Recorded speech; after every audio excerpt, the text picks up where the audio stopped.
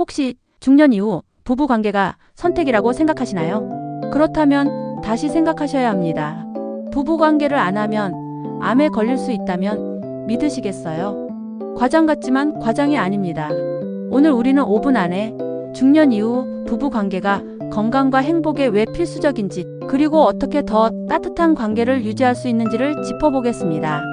끝에는 놀라운 반전도 준비되어 있으니 놓치지 마세요. 언제부터였을까요? 어느 날 문득 배우자와의 스킨십이 줄어들고 대화도 줄어들기 시작합니다. 각방을 쓰게 되고 서로 피곤하다는 핑계로 관계를 미루게 되죠. 이건 단순한 자연스러운 흐름일까요? 사실은 그렇지 않습니다.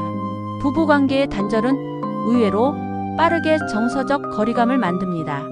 그리고 그 거리는 쉽게 좁혀지지 않습니다. 결국은 오해, 외로움, 때로는 외도와 이혼까지도 이어질 수 있습니다. 관계가 줄어들면 부부 사이에 생기는 것은 침묵이 아니라 단절입니다. 더 심각한 건 이 단절이 건강까지 위협한다는 사실입니다. 관계는 단지 친밀감의 문제가 아닙니다. 이혼 사유가 될 만큼 법적, 사회적 의미도 큽니다. 하지만 오늘 우리가 주목할 것은 그보다 더 깊은 이야기입니다. 바로 건강입니다. 관계가 단절되면 어떤 문제가 생길까요?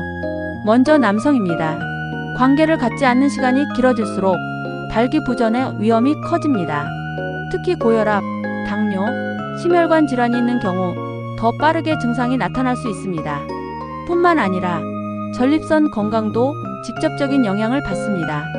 하버드 의과대학의 연구에 따르면 부부관계를 규칙적으로 갖는 남성은 그렇지 않은 남성보다 전립선암 발생률이 무려 20% 낮다는 결과가 나왔습니다.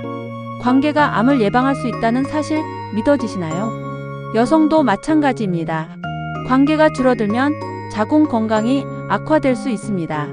특히 폐경 이후에는 질건조증, 골반 근육 약화, 요실금 등 다양한 문제가 나타납니다. 관계는 단순한 스킨십이 아니라 골반 근육을 단련시키는 자연스러운 운동입니다. 스탠포드 대학의 또 다른 연구는 흥미로운 결과를 보여줍니다. 주 1회 이상 부부 관계를 유지하는 사람들은 그렇지 않은 사람보다 면역력이 높고 감기 같은 잔병 치레가 줄었다는 것입니다. 이는 남녀 모두에게 해당되는 이야기입니다. 그렇다면 단절된 관계를 어떻게 회복할 수 있을까요? 첫 번째는 대화입니다.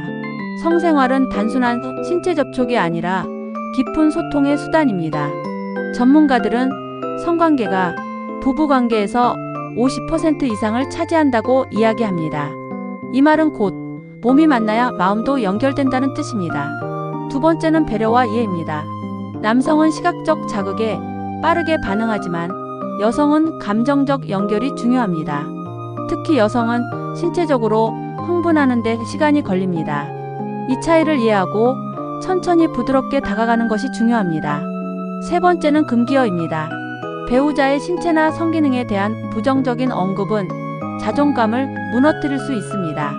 또한 거짓된 반응, 즉 거짓 오르가즘은 오히려 신뢰를 해치고 관계를 왜곡시킬 수 있습니다.